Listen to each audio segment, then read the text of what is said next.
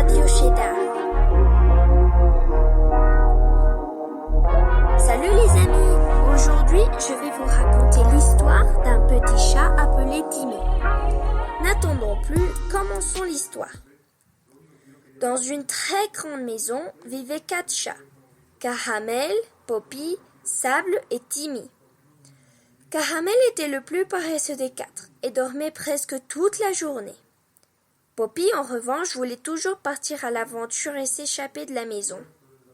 Sable, lui, était le frère jumeau de Poppy, mais lui, il préférait avoir des aventures dans la maison. Il n'aimait pas sortir, surtout quand il pleuvait.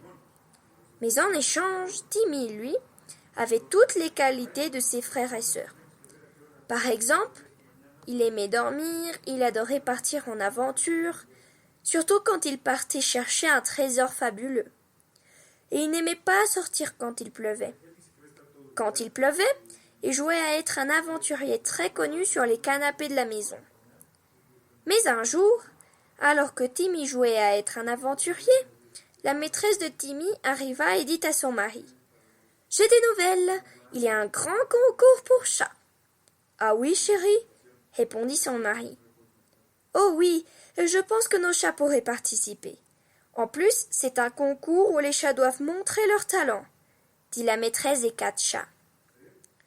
Depuis ce jour, monsieur et madame Munier entraînèrent leurs chats comme jamais ils ne l'avaient fait. Mais Caramel, qui était très paresseux, se fatiguait très vite, et ses maîtres n'arrivaient pas à l'entraîner assez pour qu'il puisse au moins faire tenir une pelote de laine sur son museau. Alors ils prirent une grande décision. « Chérie, ce chat est trop paresseux, il ne pourra jamais participer à ce concours, » dit monsieur Munier. « Je pense que peu importe la manière dont nous entraînerons ce chat, il ne dévoilera aucun talent à part dormir. » Mais Caramel, qui écoutait à la porte, ne voulait pas qu'il pense qu'il était trop paresseux et qu'il ne servait à rien. Alors il décida de faire un gros effort. Chaque jour, il s'entraînait plus ou moins une demi-heure, puis il allait se reposer et 1 heure plus tard, il s'entraînait à nouveau une demi-heure. Mais Poppy avait vu le changement d'attitude de son frère. Elle voulait absolument gagner ce concours. Alors, elle aussi se mit à s'entraîner très dur. Et 6 jours plus tard, Poppy savait à présent se tenir droite sur une grosse balle de plage. Mais Caramel aussi avait fait de gros progrès. Il savait faire une roue arrière et attraper une pelote de laine que madame Munier lui lançait.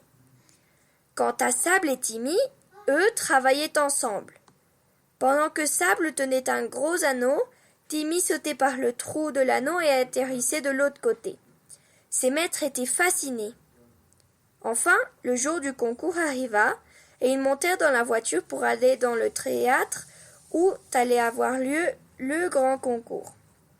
Caramel, Poppy, Sable et Timmy étaient un peu nerveux. Chacun voulait gagner ce fameux concours car, comme récompense, le premier gagnant recevra 3 paquets de croquettes pour chat, mais pas n'importe lesquelles.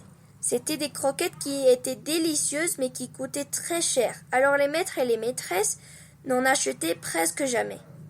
Et ils recevraient aussi un gros coussin moelleux où ils pouvaient dormir, et pour finir, un déguisement de licorne pour chat. Le deuxième, lui, aura les 3 gros paquets et le coussin moelleux. Et pour finir, le troisième n'aura que le déguisement de licorne. Quand ils arrivèrent enfin dans le théâtre, il y avait beaucoup d'autres chats qui voulaient participer. Timmy tremblait à présent. Il avait un peu peur, mais c'était surtout parce qu'il ne voulait pas faire quelque chose de ridicule. Il s'était beaucoup entraîné, mais si par hasard il faisait quelque chose à l'envers, ce serait la cata.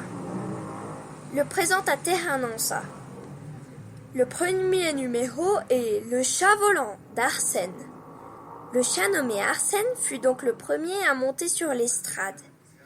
Ce qu'il fit ensuite fit applaudir tous les spectateurs car il sauta à travers un anneau qui était en feu.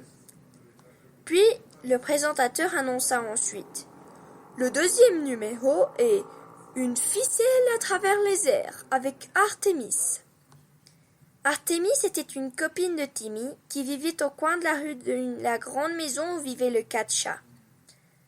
Après Artémis, c'était le tour de Candy, puis de Caramel, et ensuite de beaucoup d'autres chats. Il y avait tellement de numéros que je ne peux pas tous les raconter.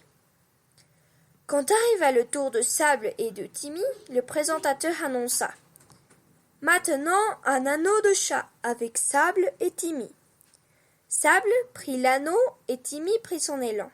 Il sauta, mais si haut qu'il ne passa pas à travers le trou, mais carrément au-dessus de l'anneau. Sable et Timmy entendirent une foule d'applaudissements. Les 2 chats sourirent. Puis Timmy sauta pour rejoindre Monsieur et Madame Munier. Quand tous les numéros furent finis, le présentateur annonça le gagnant.